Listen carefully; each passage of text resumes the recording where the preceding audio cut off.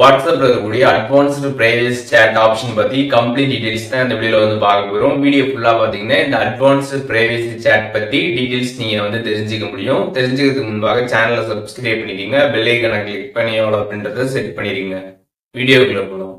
WhatsApp app open பண்ணிடுங்க. Open பண்ணதுமே வாட்ஸ்அப்பில் நீங்கள் பண்ணிருக்கக்கூடிய சேட்ஸ் எல்லாமே வந்துருக்கும். இதில் பார்த்தீங்கன்னா நீங்கள் எந்த சேட்டுக்கு வந்து நீங்கள் அனுப்பக்கூடிய ஃபோட்டோ வீடியோஸ் சேவ் ஆகக்கூடாதுன்னு நினைக்கிறீங்களோ அந்த சேட்டை கிளிக் பண்ணிடுங்க. கிளிக் பண்ணிட்டு மேலே நேம் இருக்கும், அதை கிளிக் பண்ணி அதில் வந்து அட்வான்ஸ் சேட் ப்ரைவேசி அப்படின்னு ஒரு ஆப்ஷன் கொடுத்துருப்பாங்க. அந்த ஆப்ஷன் பார்த்தீங்கன்னா ஆஃபில் இருக்கும், அதை கிளிக் பண்ணி ஆன் பண்ணிடுங்க. இதை ஆன் பண்ணிட்டீங்க அப்படின்னா இப்போ நீங்கள் அனுப்பக்கூடிய ஃபோட்டோ வீடியோஸ் பார்த்தீங்கன்னா வந்து அவங்களுக்கு கேலரியில் வந்து டைரெக்டாக சேவ் ஆகாது.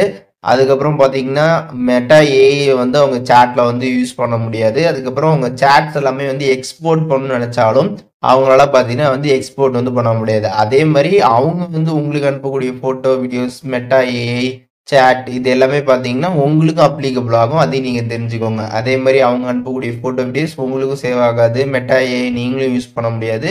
நீங்களும் அவங்களோட சேட்ஸை பார்த்தீங்கன்னா வந்து எக்ஸ்போர்ட் வந்து பண்ண முடியாது. இந்த ஒரு ஆப்ஷனை நீங்கள் ஆன் பண்ணிட்டு அதுக்கப்புறம் சேட் பண்ணுறீங்க அப்படின்னா, இப்போ நீங்கள் ஆன் பண்ணிட்டீங்க அப்படின்னா உங்களோட சேட் பேஜ்லேயே பார்த்தீங்கன்னா வந்து யூ டர்ன்ட் ஆன் அப்படின்றது பார்த்தீங்கன்னா வந்து ஷோ ஆகும். அவங்களுக்கும் பார்த்தீங்கன்னா வந்து இந்த மாதிரி அட்வான்ஸ்டு சேட் ப்ரைவசி நீங்கள் ஆன் பண்ணியிருக்கீன்றது அவங்களுக்குமே வந்து ஷோ ஆகும். இப்போது நீங்கள் ஃபோட்டோ வீடியோஸ்லாம் வந்து ஷேர் பண்ணுறப்போ அது டேரெக்டாக பார்த்தீங்கன்னா வந்து கேலரியில் வந்து சேவ் ஆகாது.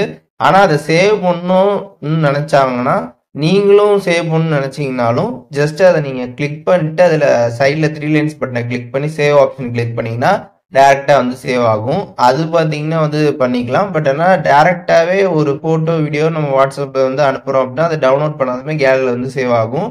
அந்த மாதிரி சேவ் ஆகிறது பார்த்தீங்கன்னா வந்து கம்ப்ளீட்டாக வந்து இந்த ப்ரைவேசி நம்ம ஆன் பண்ணுறப்போ அது வந்து கட் ஆகிடும். அதை நீங்கள் வந்து தெரிஞ்சுக்கோங்க.